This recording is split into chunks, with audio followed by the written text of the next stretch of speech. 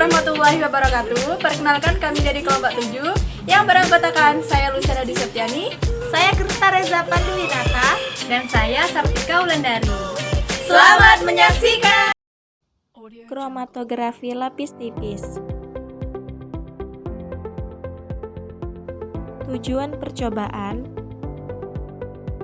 mahasiswa mampu melakukan proses evaluasi diri terhadap kelompok kerja yang berada di bawah tanggung jawabnya dan mampu mengelola pembelajaran secara mandiri. Dasar teori: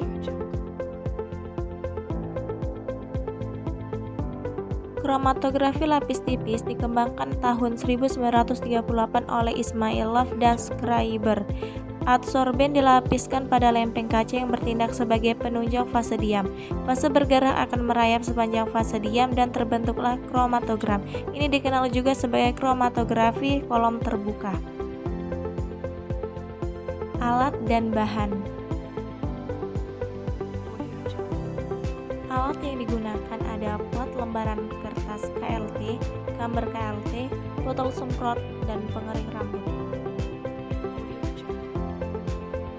Bahan yang digunakan pelarut fase gerak yaitu campuran N-butanol, asam asetat, dan aqueous dengan perbandingan 12:3:5. 4 asam amino yang diketahui yaitu alanin, glisin, triptofan, dan histidin. Campuran asam amino yang tidak diketahui ninhidrin. Prosedur percobaan.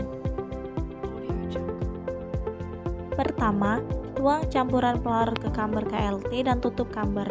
Kamber tidak boleh diganggu selama kira-kira 30 menit agar atmosfer di dalam toples menjadi jenuh dengan uap pelarut.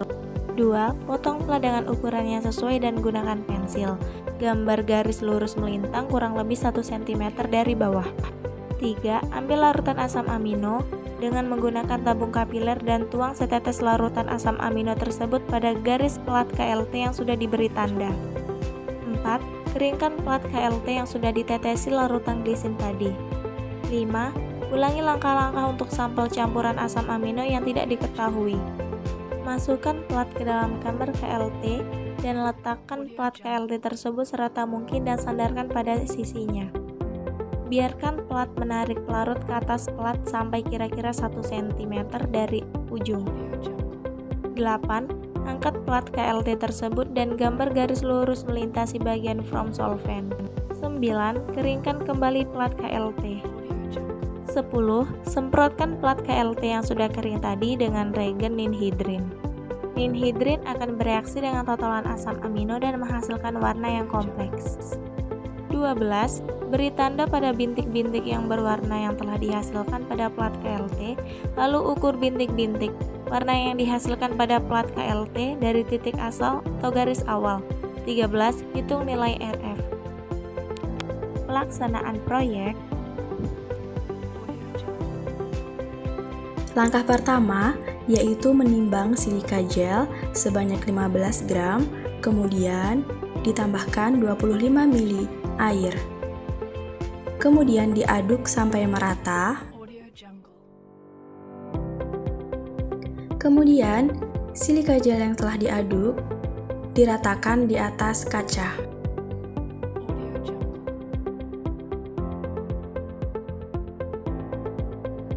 Kemudian setelah rata, keringkan di dalam oven dengan suhu 70 derajat Celcius. Setelah kering, kemudian tetesi 1 tetes asam amino, alanin, glisin, triptofan, dan histidin.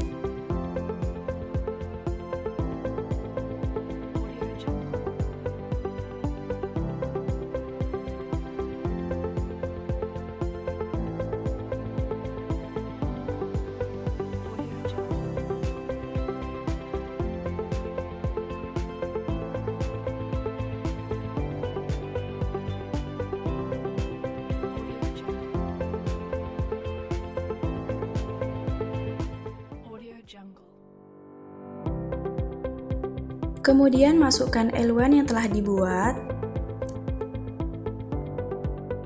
Kemudian masukkan kaca tadi ke dalam wadah. Selanjutnya, diamkan dalam ruang tertutup sampai L1 naik.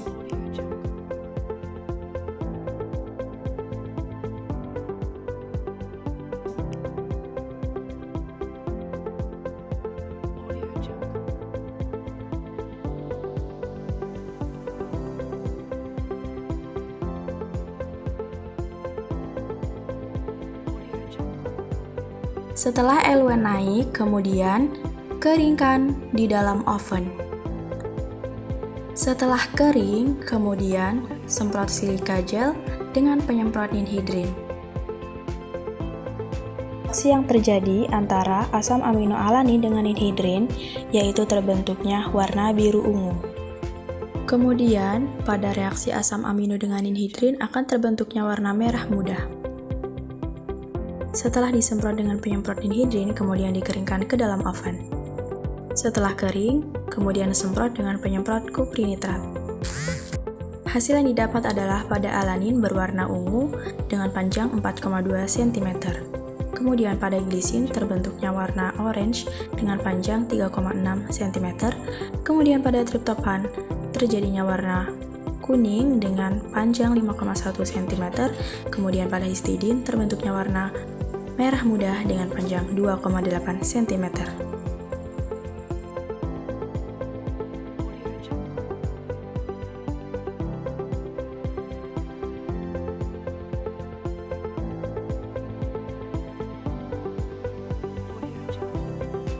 Pembahasan Pada percobaan kali ini berjudul kromatografi lapis tipis pada asam amino yang bertujuan untuk mengetahui cara pemisahan asam amino dengan cara kromatografi lapis tipis dan menghitung harga RF dari asam-asam amino yang diselidiki. Reaksi antara ninhidrin dengan asam amino membentuk produk berwarna ungu. Pada percobaan kali ini, media pemisah yang digunakan adalah silika gel pada lempeng kaca. Sebagai zat pengikat silika gel, digunakan plester yang juga disebut sebagai fasa diam hidrofilik, kemudian plat silika gel dibiarkan kering di udara. Kromatografi adalah suatu prosedur yang memungkinkan pemisahan campuran zat terlarut bergantung pada derajat, di mana berbagai zat terlarut diabsorpsi, dibagi atau ditukar antara larutan asal, fase bergerak, dan suatu fase padat atau fase cair kedua yang dikenal sebagai fase diam. Adapun bahan yang digunakan yaitu 15 gram silika gel yang dicampur dengan H2O 25 ml, kemudian diratakan di atas kaca. Zat yang digunakan adalah asam amino alanin, glisin, triptofan, dan histidin. Masing-masing diteteskan 3 ml di atas silika gel. Berdasarkan hasil percobaan, diperoleh jarak larutan dan titik ke garis adalah 9,5 cm, jarak titik ke noda pada alanin sebesar 4,2 cm, glisin 3,6, triptofan 5,1, dan histidin 2,8. Kesimpulan 1. Kromatografi adalah suatu metode analitik untuk pemurnian dan pemisahan senyawa-senyawa organik dan anorganik. Fraksionasi yang digunakan adalah campuran kompleks dan pemisahan untuk senyawa-senyawa sejenis. Pada pembuatan lapis tipis, plat kacanya yang digunakan harus benar-benar terbebas dari lemak, karena bila ada dapat mengganggu jalannya kromatografi. Pada kromatografi terdapat dua fase, yaitu fase diam dan fase bergerak.